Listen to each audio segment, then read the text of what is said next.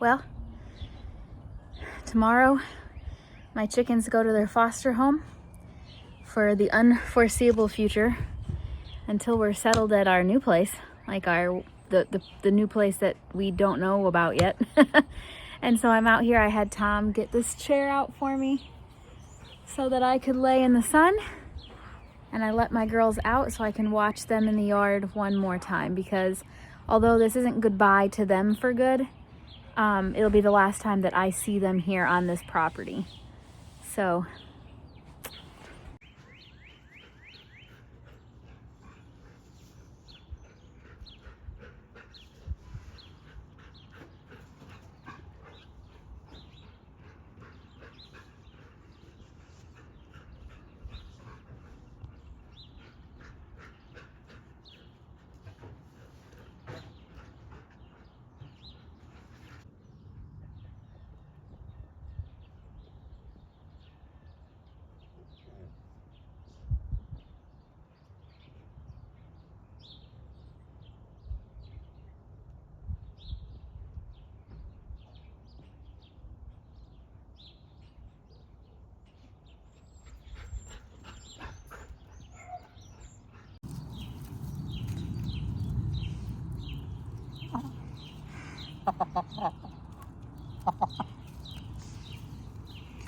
they had to come take a quick water break when they realized this water was right here.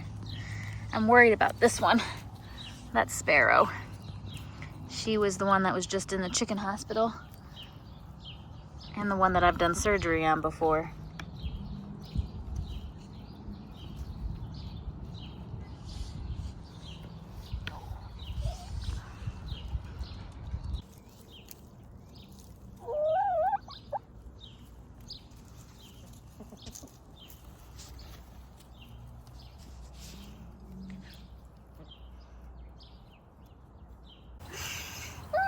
Okay, it's time. I'm really sad. So I have transported chickens multiple times, multiple different ways, and this way really does seem to be the best. So in the back of Tom's truck here, in the cab, the back of the cab, we have just this big box. It's a pretty big box, and so we have 6 chickens that we're transporting. We're gonna put them in this box, and I'll probably just keep this up like this. Maybe I'll fold it gently down so that it's just kind of over them. It may seem not ideal because it is just a box. It's not a ton of space. I find actually having less space is better. Obviously you don't want them on top of each other like in those terrible trucks that you see and hear the horror stories about. That's not what we want.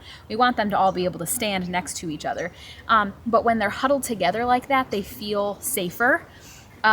When you have them out in the open with lots of space, it can feel scarier for them. This is dark, it's more confined, it works really well. I also don't really put, like I said, I'll have this closed over. It doesn't need to be closed all the way. At least all the times I've transported chickens this way, they've never tried to fly out in the truck or anything like that. Again, this is in the, am I saying that right? Yes, the cab versus the bed. They're not in the bed, they're in the cab. I think those terms are correct. So they're inside. Even if they did fly out, they're not going anywhere, but it would just not be ideal for us while we're driving. But they're so kind of like unsure of what's going on that they just kind of hunker down together and they don't really move.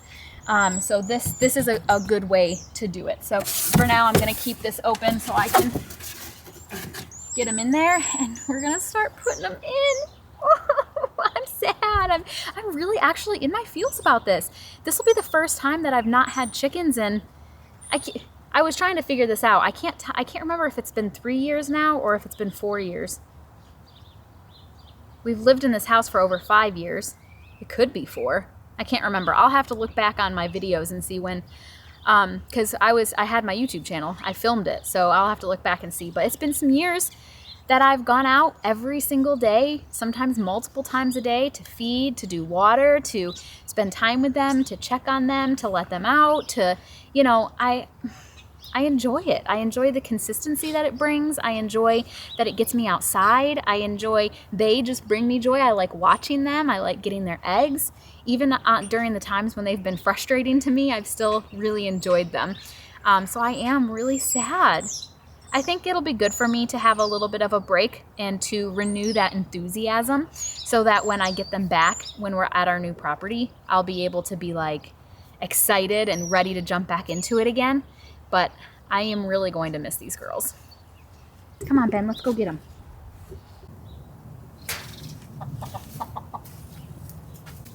I'm gonna say goodbye to each one of them. We'll start with a Connie. Don't peck me. We'll start with a Connie. You're one of my sassiest girls, huh? Are you one of my sassiest? You're gonna do just fine at your foster home, aren't you? Okay, come on, let's get you in the box. Nope, nope, nope, nope, nope, nope, nope, nope.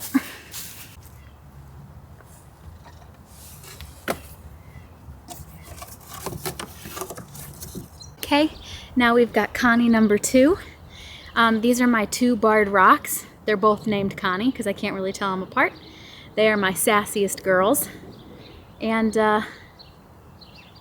they're definitely going to challenge the pecking order at the new place.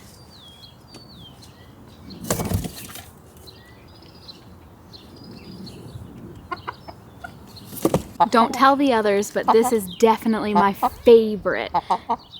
You're my favorite. This is Agatha.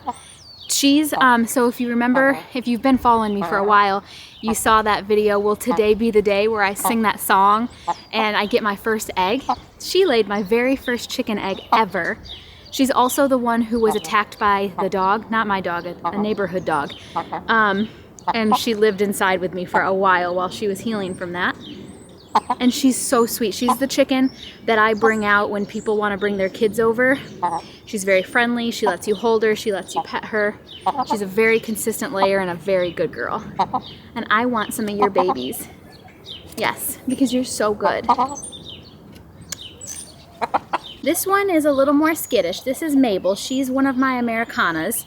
I've got 2 Americanas. She's one of the second batch, so she's not an OG. But she's very sweet, and she never did any egg eating. But she is a lot more skittish. She's not as friendly. She's harder to catch. But she's a good girl. Yes, and you lay pretty blue eggs, don't you? This is Amelia. She's Agatha's sister. They're both black Australorps.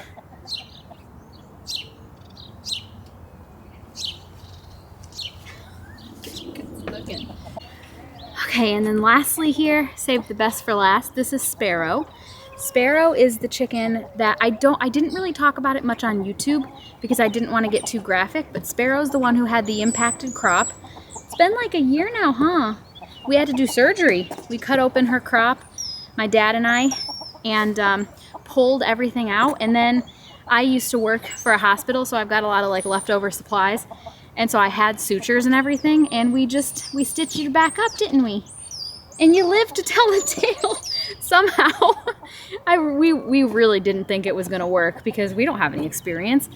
But we figured, I mean, she was bad. She wasn't gonna make it another day or 2. So it was one of those situations where we just went for it, and it worked. Huh, yeah. But we're gonna keep a close eye on her, and I'm gonna talk to the guy today when I drop her off, because she's got a spot back here on her back. I don't know, we had a couple real close encounters with hawks, so I don't know if a hawk got her at some point and just didn't make off with her, or if these girls did it to her, or if maybe she itched herself and did it to herself. But she's got a big nasty spot on her back that we've been trying to doctor and keep an eye on. So I'm gonna tell him he's got to keep an eye on it too.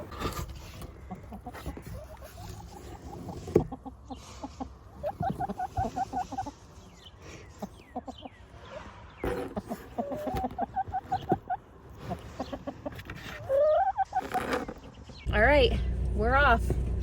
They're back there, they're mad. They're not happy. So this is gonna be their foster home. This red one here came from me, along with that red one there, and that black one. Look, some of them are so cute, look. Cute. Like, look at that little guy. So cute. I want some of these little ones.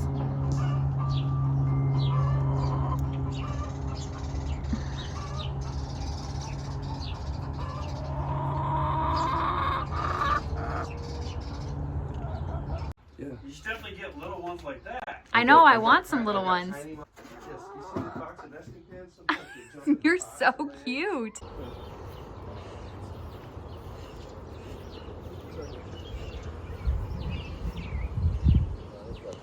Got a whole little chicken village over here with a bunch of different coops.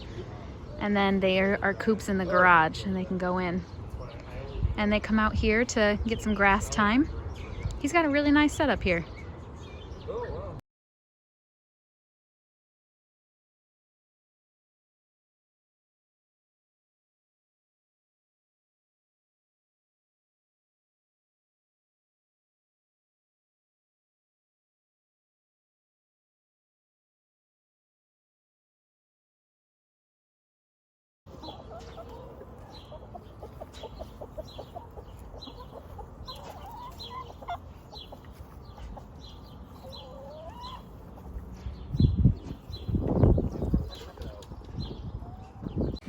I'm just gonna wrap up this video. Girls are at their temporary foster home, as you saw some of that footage. They're adjusting. Anytime that you take chickens to a new place where there's already chickens, they have to reestablish the pecking order and figure out where they fall within the dynamic of that flock. So there were some fights and whatnot.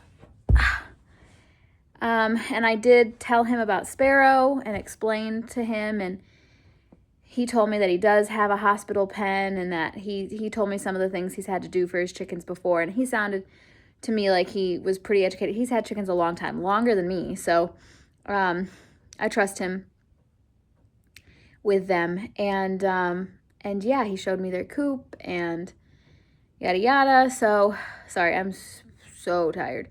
I feel good about that. I was just out the reason I'm like so tired right now is because I was just out back working. It's interesting listing this house up to sell because I've homesteaded here. It's not just about getting the inside ready, it's about getting the outside ready too. And as any homesteader knows, gardener, once it becomes springtime, there's a lot of work to do to recover from winter time and get ready for the new season, and that work still needs to be done. It's a mess back there. I just got done burning some previous year garden waste and sticks and bits and whatnot. The smoke was actually really bothering me. It's weird being pregnant. You're so much more sensitive to everything. And as somebody who just like does stuff and goes and doesn't worry about how I'm feeling, it's weird to have to, I got really dizzy and had to sit down and ask Tom to bring me a glass of ice water. And it's just part of it. You just have to be careful and pay attention to your body. And I felt better after I had some water. And then I kept going I said I was going to go until 5 o'clock. So that was probably another 45 minutes of, now that the chickens are gone, I took all the chicken wire off the garden and I don't know, just got some more things. We're going to take a load of stuff to my parents' house to keep in their barn on Sunday when we go for Easter, and just getting that stuff ready. So it was really sad being in the backyard and seeing their coop and seeing that the door's open and that there's no chickies running around anywhere. But I think now that I'm like, it's the end of the day and I'm tired and it's all settled, I feel okay. I feel like they're going to be fine in their new home for a little while, and now we can focus on really getting the backyard put back together. We're getting the chicken coop over to my parents next weekend. We're renting a trailer to do that. Maybe, I haven't announced anything on my channel yet. I'm just collecting footage as I go along, so maybe that'll be in the same video. I don't know. They are moving the chicken coop today. Look at these strong men. Oh my goodness. What? Oh my gosh.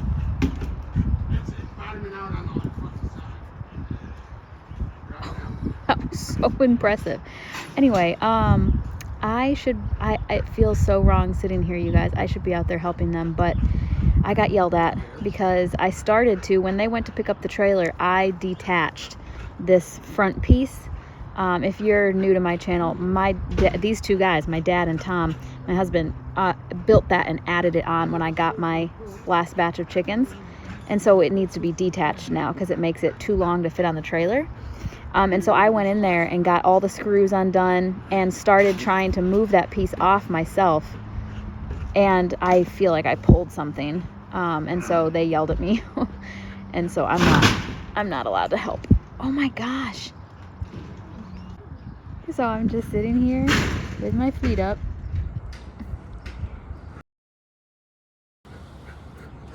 watching. That was so impressive. I love the relationship that these two have. Tom and I actually met because of my dad. He introduced us because they worked together at the same place. So listening to them banter while they're working on this makes my heart very happy. They've got a good relationship. We can't get this around the truck. All right, well, they're putting the addition in the back of the truck. I'm not gonna get up. I'm gonna sit my butt right here, but this part is what's going on the trailer.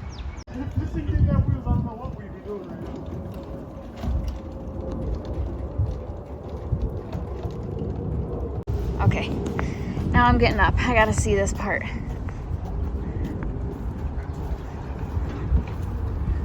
Oh, wow. Yeah, we'll have to drop it down and move it back over. This is why I was saying we should have. That's right, drop it down. Got the back already in his truck over there, or the addition.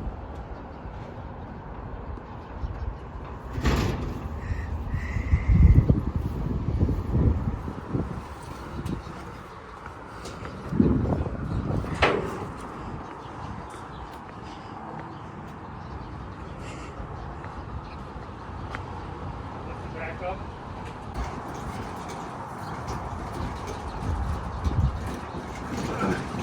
Okay. Drop her down.